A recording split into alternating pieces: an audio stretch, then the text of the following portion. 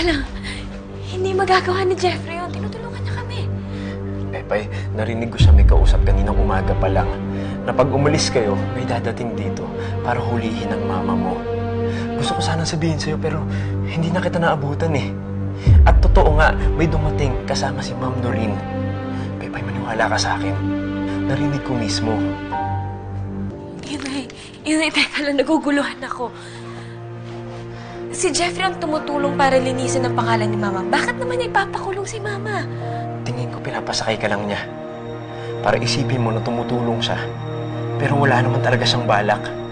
Pepay, dinala ka niya sa labas para hindi mo makita yung nangyayari dito sa bahay. Initial meeting pa lang naman to eh. O di pagkatapos ng consultation at alam na ng lawyer yung gagawin niya para sa kaso ng mama mo.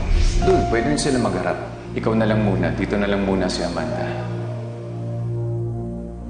Kaya pala walang dumadating na abogado. Kaya pala ayaw niya ako patawagin kay Mama. Niloko niya ako. Tama na, Pepay. Ang mahalaga, alam mo na yung totoo. Inoy! Pepay! Inoy! Jeffrey, ikaw ba ang tumawag kay Tito na rin para hulihin si Mama? Ano? Pinlano mo ba ito lahat?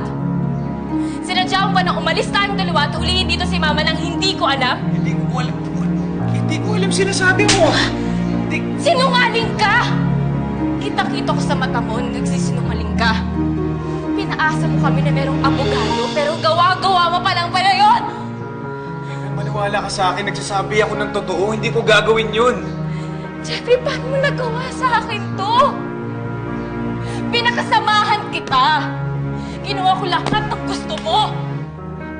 Tapos ano? Lolokohin mo lang ako na akala ko tutulungan mo ang nanay ko pero hindi mo ginawa! Hindi mo ginawa!